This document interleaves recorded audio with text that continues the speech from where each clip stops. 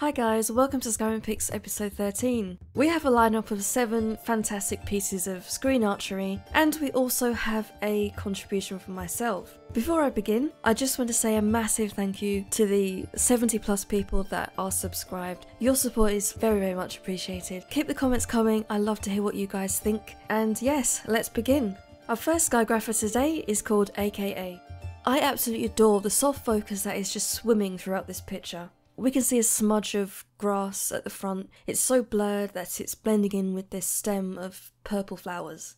Not to mention how summery and warming this picture feels, even though the sun isn't even visible. Our next Skygrapher is Mikhail Kuznetsov. Now, I don't know about you, but I feel that the water just looks cooling, refreshing, like I just want to step into it, preferably not on a cold day. And you have to admit this crab just looks unusual. He's a really pale pink and he's got bright red eyes, and I think that's a red mouth there. What's great about this image is you can see the tundra or the riverbank edge in the reflection of the water. So instead of just showing the edge of the river and the moss, we're actually seeing this through a reflection, and I think this is a really interesting way of presenting the surrounding area.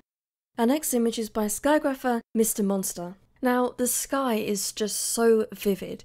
It's bright, it's a royal blue. Now the dragon here, it kind of looks like a ballerina in a macho kind of way. I mean, it's doing this slender, almost dainty dance-like position, but we know it's not dancing. This is a really exciting image, and I get the feeling that if the dragon wasn't there, I would sort of think this image was a photograph of the sky. Our next Skygrapher is Dustin Bempong. So we're going from exciting to emotional. So we've got this very emotionally charged scene of this warrior sitting down, his head is bowed, he's obviously thinking about what he's just done. In fact, the title of the picture is called Think About What You've Done. We have this forsworn woman in the background, laying in a pool of blood. And it gives me the impression that this warrior has no joy in taking life, but he must do it to survive. This is definitely one of those images that you can look at and really put your own story into it. Next we have an image by Fusradar Dude. Now the lighting in this image is overwhelming, in a good way. It took me a few moments to recognise where this was in the game because I didn't expect it to be Whiterun. I can't remember looking up at the gate of Whiterun and seeing a scene like this, so it's a really nice view, and for that reason it just feels good looking at it. Next we have an image by Standalone. So this image looks quite bleak, it's got this overcast feel to it, yet it's also vibrant in its content, it's teeming with life. We can see the dragonflies at the front just above the lily pads, we can see this beautiful arch in the background and moss hanging from it. So in a strange way we have nature with action as well, and we can also see a fish swimming about under the lily pads. So this is a really interesting image with a lot of things going on at once. And last but not least, we have this image by Cheide. This almost looks like a movie scene, and you can just imagine the camera just panning along the cornfield with this warming sun just spreading its rays everywhere. I like the fact that one half of the image is a lot warmer than the other half. I love how the light just seems to elongate the entire field. And it's really weird, but I kind of get this feeling like I want to just step forward into this cornfield and brush my fingers along the grass tips, as they do in the movies. Okay, so that concludes today's lineup of fantastic images, and now we'll move on to part 2. Okay, so we're here with part 2, and I've got quite a challenge on my hands this time.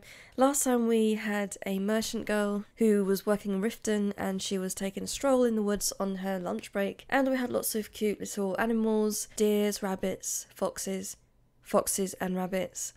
So this episode's screen archery set will be based in Dawnstar. My challenge is to make a really cute looking Achaidh who looks young, adventurous, who is visiting Skyrim for the first time from elsewhere. So we can see this map of Tamriel here. So he's been saving up for a few years with the intention of taking a ship. He's going to be travelling up past Blackmarsh, past Morrowind, and then onto Skyrim, stopping at Dawnstar. Now he's not coming alone, he's got his best furry little friend with him, a very cute dog named Judah.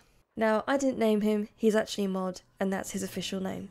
I mean, they say a dog is a man's best friend, but come on, who said cats and dogs couldn't be friends? These two are best buddies, they've literally grown up together, and we will see them through a series of images, and I'm really going to try and bring out a sense of excitement from both of them. Okay, so we are now in Dawnstar. We are going to go out into the sea a little bit, so we can place one of those ships a little bit away from shore. So I'm just going to position the boat and I will be back with you shortly. Okay, so I think that's quite successful.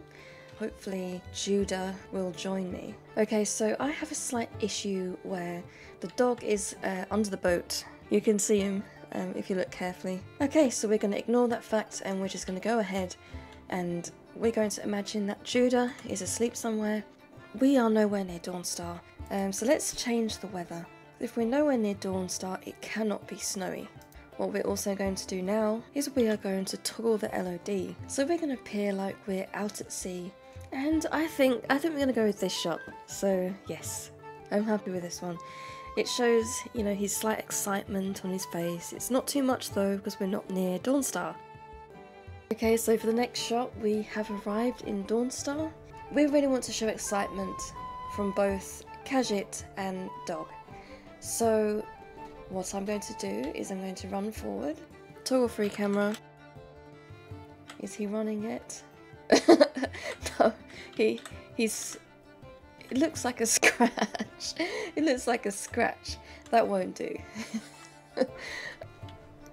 Okay, so let's try that again. We're going to run forward and we're going to get the dog. We're going to get Judah to follow us.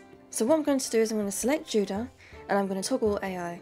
And I can go and position our young Achaidh traveller, who is barefoot. That looks good, I like that. So we're going to take a couple like this. Off the ship, and we are going to be seeing snow for the first time. We are going to make the Achaidh look at the ground and admire the snow. Okay, now there are a group of Achaidhs on the road, so I'm going to make use of this opportunity. So here we are, it looks like they're talking. He's happy and surprised to see some of his fellow kin in Skyrim. So our Achaidh has now acquired some boots. He figured he didn't need them. He's now learnt that he does need them. We're going to take a few shots of him exploring the surrounding landscape. I mean, if you were a tourist to Skyrim, you might think these things were actually really friendly and cute. You know, a bit like dolphins maybe. And I don't think you'd think that was cute. But he hasn't seen it yet, so... So now we're on our way back to the town. He did escape the frost troll. Well, to be honest, Judah killed it. We are now going to be seeing falling snow for the first time. I want these images to be exciting and dramatic, so here we go.